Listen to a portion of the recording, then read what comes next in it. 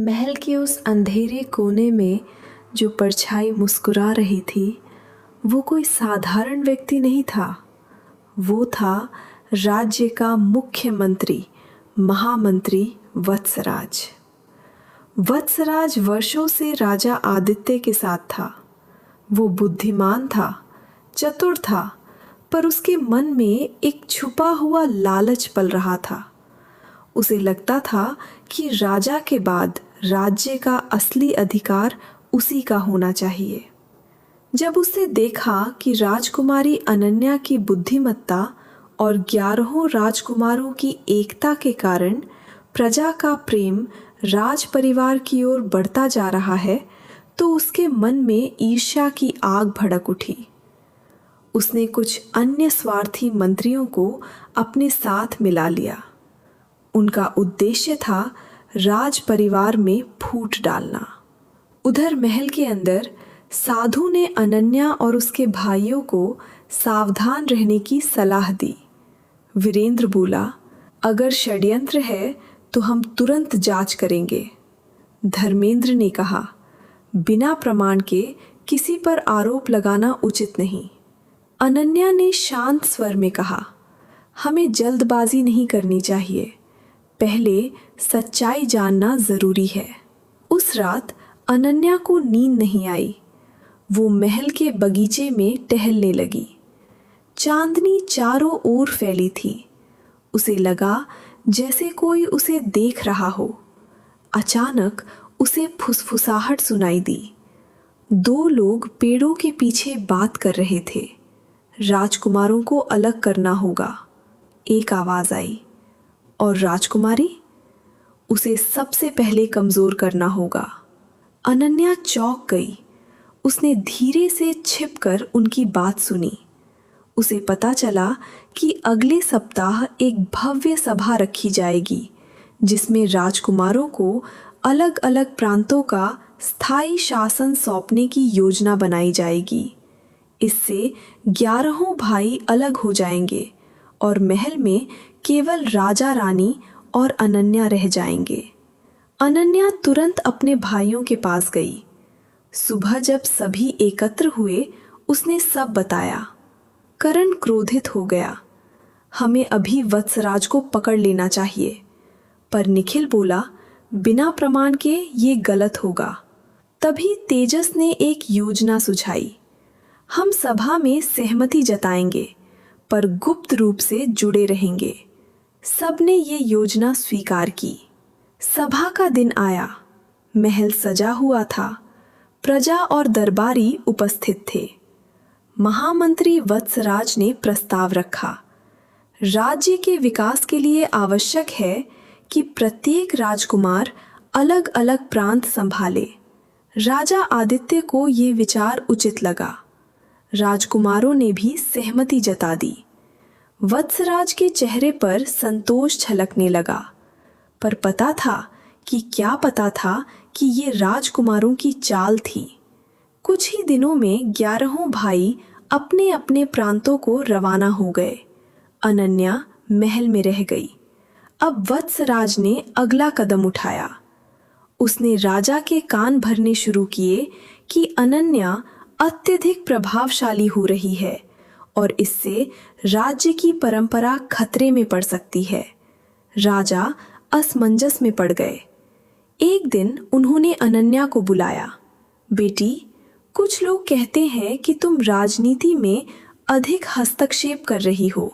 अनन्या ने शांत भाव से उत्तर दिया, पिताजी, मेरा उद्देश्य केवल राज्य की भलाई है। राजा ने उसकी आंखों में सच्चाई देखी, पर फिर भी उनके मन में शंका का बीज बोया जा चुका था। उधर 11 राजकुमार अपने अपने प्रांतों में जनता का विश्वास जीत रहे थे, पर अचानक हर प्रांत में एक जैसी समस्या उत्पन्न हुई, अनाज की कमी। ये अजीब था। 7वें राजकुमार हेमंत, जो प्रकृति प्रेमी थे, उन्होंने पाया कि फसलें जानबूझकर नष्ट की जा रही हैं। उन्होंने गुप्त संदेश अनन्या को भेजा। अनन्या ने समझ लिया, ये सब वत्सराज की योजना है। अगर प्रांतों में संकट होगा तो लोग राजकुमारों को अयोग्य समझेंगे। अनन्या ने तुरंत गुप्त रूप से सभी भाइयों को बुलाया। रात के अंधेरे में महल के पुराने गुप्त कक्ष में 12 भाई बहन मिले। मोहन बोला, दीदी, हम सब जगह एक जैसी समस्या देख रहे हैं। अनन्या ने कहा, ये संयोग नहीं है, ये साजिश है। तेजस ने कहा, हमें सबूत चाहिए। तभी निखिल ने बताया कि राजकीय भंडार में अनाज पर्याप्त है, पर उसे प्रांतों तक पहुंचने से रोका जा रहा है। करण बोला, तो भंडार गृह की जांच करनी होगी। अगली रात अनन्या और 3 भाई गुप्त रूप से भंडार गृह पहुंचे। वहां उन्होंने देखा कि कुछ सैनिक अनाज के बोरे छुपा रहे हैं। जब उन्हें पकड़ा गया तो उन्होंने डर के मारे सच बता दिया। हमें महामंत्री ने आदेश दिया था। अब सच्चाई सामने थी, पर अनन्या जानती थी कि सीधे आरोप लगाने से वत्सराज मुकर जाएगा। उसने एक और योजना बनाई। अगले दिन दरबार में उसने घोषणा की, हम पूरे राज्य में खुली जांच करवाएंगे। वत्सराज घबरा गया। उसने रात में अपने साथियों से कहा, अगर जांच हुई तो हम सब पकड़े जाएंगे। उन्होंने तय किया कि राजा को बीमार कर दिया जाए ताकि राज्य में अराजकता फैले और वे सत्ता अपने हाथ में ले सकें।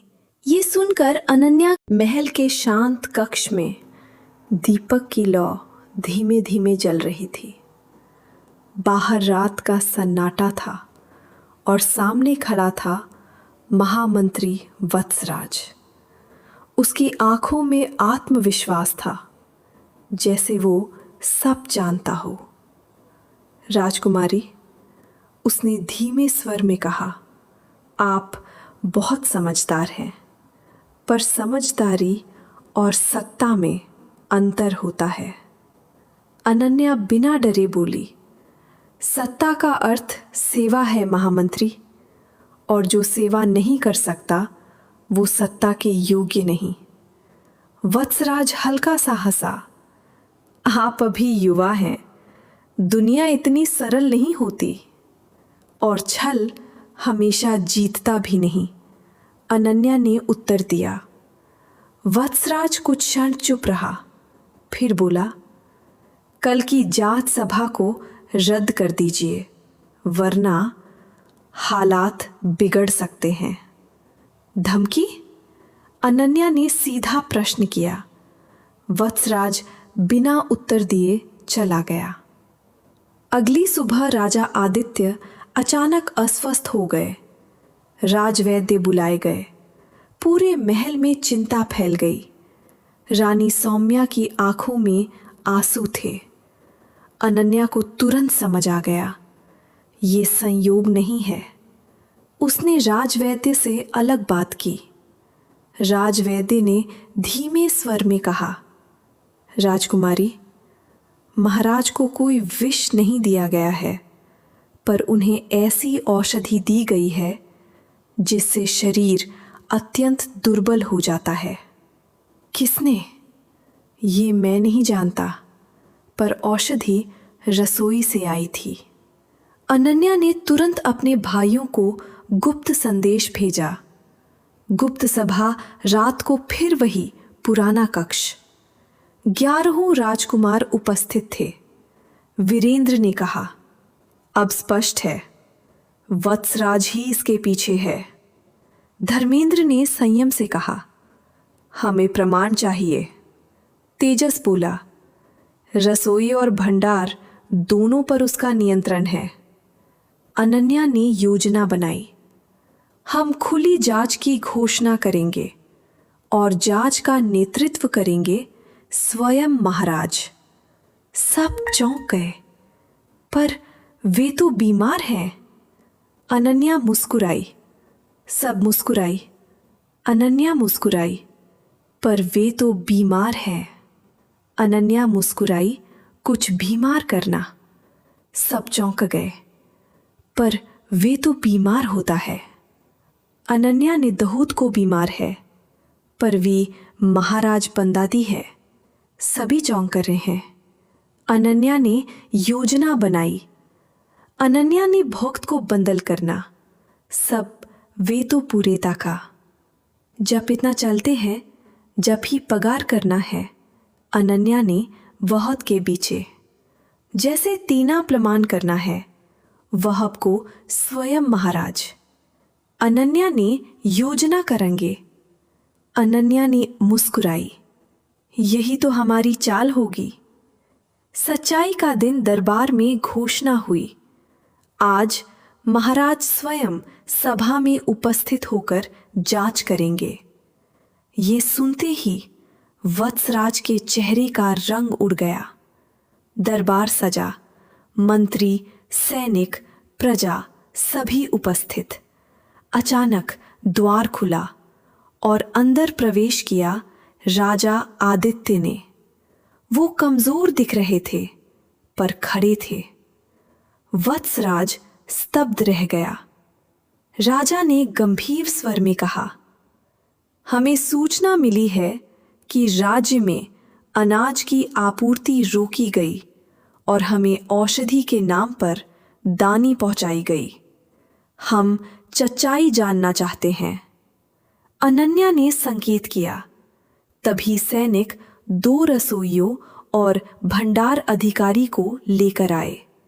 वे कांप रहे थे। सच बताओ, वीरेंद्र गरजा। डर के मारे उन्होंने स्वीकार किया। हमें आदेश महामंत्री वत्सराज ने दिया था। दरबार में सन्नाटा छा गया। सभी की नजरें वत्सराज पर टिक गईं। वत्सराज कुछ पल चुप रहा, फिर बोला, हाँ, मैंने किया, क्योंकि ये राज्य कमजोर हो रहा था। सब चौंक गए। कमजोर? धर्मेंद्र ने पूछा। वत्सराज बोला, राजकुमार प्रजा के बीच समय बिता रहे थे। राजकुमारी निर्णय ले रही थी। राजा वृद्ध हो रहे थे। राज्य को एक मजबूत हाथ चाहिए था और वो मैं था। अनन्या आगे बढ़ी। मजबूती भय से नहीं आती, विश्वास से आती है। वत्सराज ने अंतिम प्रयास किया। अगर मैं हट गया तो राज्य टूट जाएगा। तभी 11 राजकुमार एक साथ आगे आए। वीरेंद्र बोला, राज्य एक व्यक्ति से नहीं, एकता से चलता है। प्रजा में से आवाज आई, हम राज परिवार के साथ हैं। राजा ने गंभीरता से कहा, वत्सराज, तुमने वर्षों सेवा की, पर तुम्हारा लालच तुम्हें अंधा कर गया। उन्होंने सैनिकों को आदेश दिया कि वत्सराज को बंदी बना लिया जाए। वत्सराज जाते जाते बोला, आप सोचते हैं सब खत्म हो गया, असली तूफान अभी है। उसके शब्दों ने अनन्या के मन में फिर एक हल्की चिंता जगा दी। न्या सवेरा कुछ ही दिनों में राज्य में व्यवस्था लौट आई। अनन्या आगे बढ़े वत्सराज को व्यवस्था लादा ही। अनन्या के मन में राज की मन में व्यवस्था लौट आई। अनन्या की बंदल का तकनात लगाता है। अनन्या ने राज की बदी परता हुईदा है। अनन्या के मन में वत्सराज को तुरा तरगाता है। अनन्या में राज की पताजात बाध हो गई और वो पूर्वप्री स्वयं ही लगाता। अनन्या मुश्किल लगा राज की पताजात तथा जाते हैं। अनन्या में अनन्या की पर जब से परिवाल दरंदी थे। मुश्की ईक थी पता जाता। वत्सराज बंदल किया कुछ ही दिनों में राज की आगे बनाली के लिए तो बीत ही है। नया सवेरा कुछ ही दिनों में सब ही पड़ी शगर करना है। अनन्या ने जबी चलते हैं। वत्सराज बंदल गई तुम ये अनन्या की मन में जब की होगा। नया सवेरा कुछ ही दिनों में राज की बनाली करता है, पर अधर तभी बना लीजिए। अनन्या को बोल राज की लिए अपनी बर्था चाहे। अनन्या की बात पर बंद कर लिया एक परे गई। अनन्या ने ये हादली पड़ता कुरेगा वत्सराज को परिवार दने का ले। अनन्या में राज की बंदल के बाद सब कूद पड़ेगा। अनन्या ने सब एक दिन दूर भी मानता है। अनन्या में सबसे वींद्र प्रभाव करना है। अनन्या को राज की वत्सराज को परे गई है। अनन्या में सबसे परे गयाता है। अनन्या की वत्सराज को परे करना ही है। पुले कमले की अनन्या नस्त्र प्रणाली जाए। अनन्या में सबसे बंदा है। नया सवेरा को एक भी तूफान बना ली है। अनन्या की जब से नहीं पड़ेगा। अनन्या में राज के मन में पूरे पड़दाता है। अनन्या के बाद सबको परे करना है पड़ेगा। अनन्या के परे करना है जबी नजी के बाद पड़ेगा। अनन्या की बीच परे करना है।